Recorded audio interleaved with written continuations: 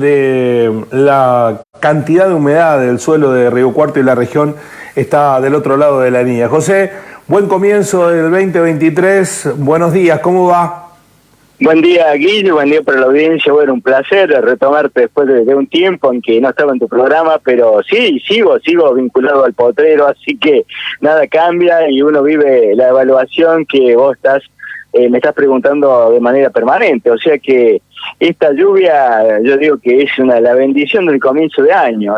No es una lluvia muy abundante, ha sido bastante homogénea en toda la región. Y bueno, creo que palió un poquitito la sequía tan extrema que estamos atravesando, porque esto no hace que salgamos del estado de sequía y es apenas un chaparrón para mojar los primeros centímetros del suelo y darle el respiro al cultivo que más esperamos en este momento, que es el maíz, por su importancia que tiene en la región, Guillermo. ¿La sequía ya hizo daño irreversible, José? Sí, decididamente sí.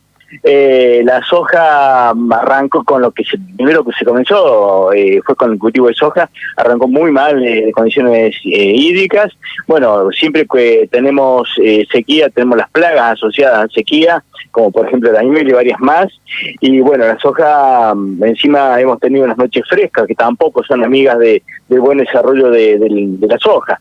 En el caso del maíz, pudimos sembrar tarde, mucho más tarde de lo que es un maíz de siembra tardía, pero bueno, la gente no tiene otra alternativa, el productor, los chacareros no tenemos otra alternativa que sembrar, cerrar los ojos y sembrar. Te digo, el 30 de la noche yo venía por la ruta y había gente que estaba con las máquinas sembrando, ¿no? En seco, sin expectativa de lluvia, digamos, el pronóstico, pero con muy poco como ha llegado, y bueno, vino un poquito oportuna, como te decía, para los maíces que estaban con segunda hoja, tercer par de hojas, que son muy pocos en realidad porque viene muy atrasado,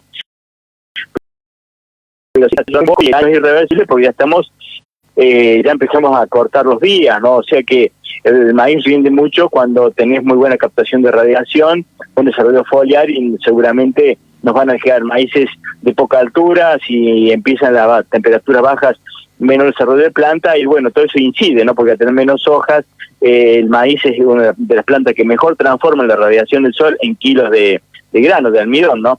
Entonces eso, el daño que vos decís de irreversibilidad es tal cual, como lo menciona Guillermo. En San Luis celebraban que en algunos distritos la lluvia superó los 70 milímetros. ¿Esto no ocurrió en la zona de Río Cuarto y la región? No, San Luis lo ha tenido, vengo siguiendo mucho la zona de San Luis, porque incluso también se ha dado otros años, donde los años de niña suele ser más lluvioso, digamos, la zona de San Luis, el Valle del Conlara, cuando uno viene desde la zona de Merlo, Santa Rosa de Conlara hacia Villa Merced, es una zona que suele tener más lluvia que lo que tiene Río Cuarto. Digamos, las lluvias nuestras normalmente vienen con humedad que viene desde el Pacífico, y bueno, chocan contra las sierras de Córdoba, precipitan en San Luis y no alcanzan a pasar hacia la zona nuestra. Puede a veces que el oeste, el departamento de Río Cuarto, reciba algo de esa humedad residual que viene del oeste. San Luis ha tenido esa lluvia que no hemos tenido nosotros en esa magnitud, y bueno, esperemos en algún momento, si esto se mantiene con una frecuencia de lluvias como para mantener la capa arable que le decimos, o sea, la zona de raíces, los primeros 15 a 20 centímetros, un poquito más de profundidad, en los momentos críticos podríamos estar teniendo una cosecha mediocre, pero bueno, algo de cosecha como para mover la economía. La economía mueve la sociedad, y la sociedad vivimos todos, Guillermo, ¿no? Es decir, esa es la cuestión. El impacto es en toda la sociedad, más allá del productor agropecuario, que es donde uno lo mide, ¿no? ¿En cuánto podríamos evaluar el impacto de la sequía comparado con otros procesos similares? ¿Qué dimensión tiene? Me parece que esta es la más grande de todas, porque la otra de hace 10, 11 años atrás había sido muy grande, pero había habido maíces tempranos que habían alcanzado una producción aceptable. Vamos a hacer un poquito el repaso que ha pasado en los últimos 3 años. 3 cosechas atrás se hicieron con la napa, más la recarga del suelo, más las lluvias. Ya la penúltima se hizo con la recarga del suelo más las lluvias, y esta última la estamos haciendo prácticamente con la lluviacita que hemos tenido. O sea, hemos ido perdiendo capacidad de explorar el suelo, y un suelo cada vez más seco, Guillermo. Esa es la cuestión por la cual estamos tan angustiados todos, ¿no? Porque además volver al ciclo de recarga del suelo más recarga de napas es un proceso muy lento y tienen que darse en condiciones con lluvias que sean no tan intensas, que se dé lugar a la infiltración. Es una situación un poco particular, pero se da, obviamente. Uno siempre espera que el año siguiente sea mejor que el actual, Guille. ¿Y qué alternativas tiene el productor para la temporada que se viene? Digo, ¿qué plan B puede desarrollar? La alternativa sería que si tenemos un comienzo de otoño, que esta no es una zona triguera, tenga la opción de acortar el año haciendo un trigo, por ejemplo. Yo digo trigo porque la avena o la cebada es otra alternativa interesante, avena muy poco, más bien forrajera, pero el trigo sí, hay muy buenas variedades, hay trigo con tolerancia a sequía, la cebada se comporta muy bien, la cebada normalmente va asociada a tipos de contrato con malterías, pero bueno, esto es una historia que habría que buscarla como para cortar un poco el ciclo y tener cobertura de suelo en invierno, aprovechar humedad, si es cierto que se van a cumplir esas lluvias otoñales, y que un poco la economía se mueva ya para fines de este año, ¿no? Para el mes de diciembre, como para que no sea tan larga la espera, porque además nos daría tiempo para hacer una soja de segunda, que bueno, con un perfil de suelo no sería tan mala la alternativa. Sí se complicaría quizás un poco más para maíz, pero bueno, si el trigo viene bien y uno puede pensar que hay una alternativa de lluvias, quemar el trigo con algún desecante e ir a un maíz, digamos, de segunda, pero con fecha más temprana.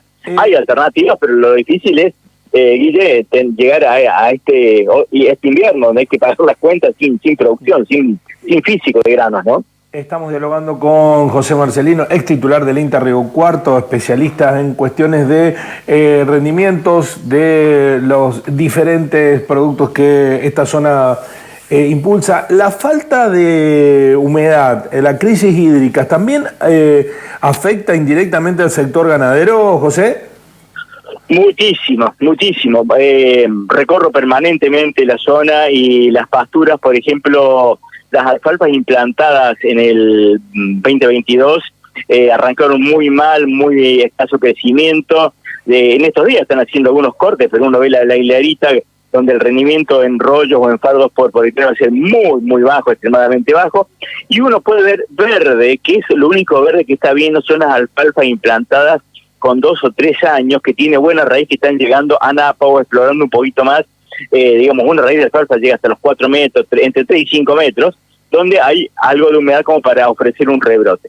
En ese caso uno puede estar viendo algún manchón verde en algún lote transitando la ruta, Guillermo, que es muy bueno. De todos modos tampoco le sobra mucho, porque ahí tenemos también plagas asociadas a sequía, que más que por la sequía del suelo, a la sequía de ambiente. Recordemos que gran parte de los días, yo diría los últimos 60 días, hemos tenido humedad relativa atmosférica que no han superado el 30%, es decir, arrancamos con el 50% y estamos al mediodía con 12, 15, 18%, es muy bajo, y eso estimula el desarrollo de plaga, Guillermo.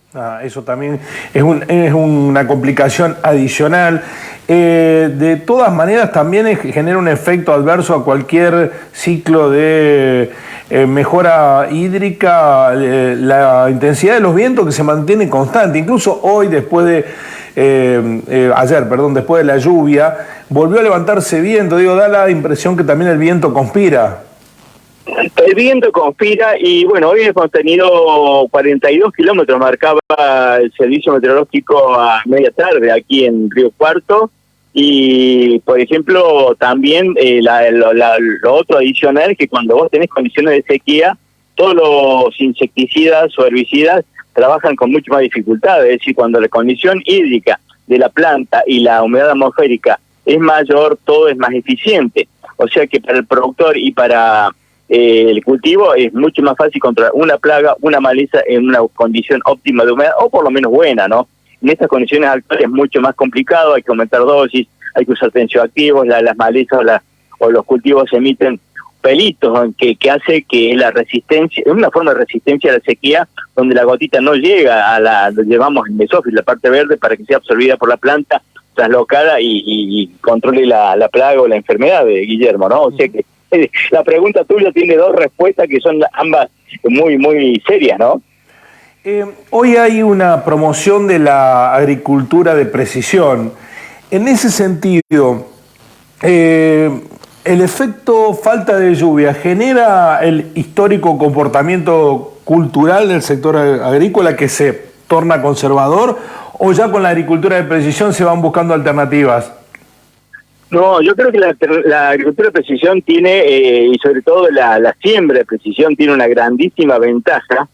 Uno, al conocer el ambiente, uno mira el ambiente y cree que es todo parejo, ¿no? Pero cuando uno conoce el ambiente, que ha ido haciendo el mapeo de rendimiento, uno sabe dónde está la loma, la media loma, el bajo, etcétera, y la máquina va aumentando o bajando la densidad de siembra y hace que no se sobreexija ni se subutilice el espacio. O sea que se supone que estaría la máquina pensando en lograr una densidad de siembra para una cantidad de plantas con un potencial de rendimiento el óptimo, ¿no? Es decir, el óptimo es teórico, nunca se alcanza, pero por lo menos sería una alternativa. Y eso ahorraría muchísimo también esfuerzo y recursos, porque una siembra de maíz es carísima, ¿no? O sea, si yo sobredimensiono la densidad de plantas o la fertilización misma, es decir, es mucha plata que va y después no la recupero en un año como este donde donde la incertidumbre es tan fuerte, Guillermo. José, para finalizar, el observador meteorológico de Berrotarán, observador de superficie, da 48 milímetros para Río Cuarto, 34 para Gijena, 54 para Elena, 30 para Las Peñas Sur, 27 para Dehesa, 50 para Los Cóndores, 42 para Almafuerte. Eso no alcanza para compensar el déficit que teníamos. Correctísimo. Normalmente hemos tenido, yo chequeé esta mañana tempranito, todos los milimetrajes más o menos de ruta 158 hacia el oeste. Tuvimos esos milimetrajes que son muy buenos, son los mejores que hemos tenido en la región, en Córdoba, y han ido decreciendo a medida que avanzamos hacia el este, hacia la ruta, pensemos ruta 4, la Bulalle, Villa María, de toda la región nuestra, donde han estado entre 25 y 35.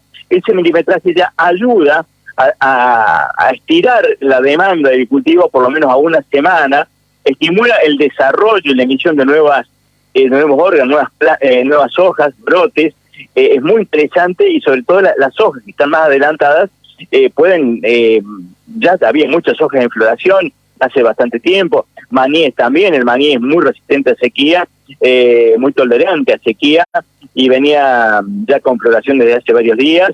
Y bueno, ojalá el maíz, que como te decía, yo diría el cultivo emblema del departamento Río Cuarto, tenga la opción, la chance, por toda la utilización que tiene, ya sea en bioenergía, en nutrición animal, cerdos, vacunos, para feedlot, para aves, para todo, es muy importante. Ojalá alcance lo que ha llovido hacia la zona un poquito más hacia el este de Río Cuarto para lo que es el maíz, que como te decía, para nosotros sin maíz además no hay rotación, y sin rotación no hay agricultura, ¿no? José, muchísimas gracias por el análisis, para entender también que es un problema de los productores, de quienes siembran, pero también por carácter transitivo de la propia economía cuando faltan lluvias. Ojalá que ese ciclo húmedo comience con este primer día del año 2023 que nos ha dejado generosas lluvias. Muy amable por el análisis, José. Gracias a vos, Guillermo, y bueno, te hago una última acotación. Yo siempre suelo calcular el rinde en cantidad de fletes, ¿no? Y cuando pongo camión trompa contra cola del otro camión, calculo los kilómetros que hemos perdido con una mala cosecha, ¿no? Que eso incide muchísimo en movimiento, en combustible, en fletes, en mano de obra, en todo. Guille, un gran abrazo para vos en lo personal, que tengas un excelente comienzo de año y bueno, para tu audiencia también en especial. Muchísimas gracias, José, muy amable. Gracias por el análisis. El ingeniero José Marcelino, ex titular del INTA, las lluvias que ayudan, pero que todavía no alcanzan. Así son las cosas.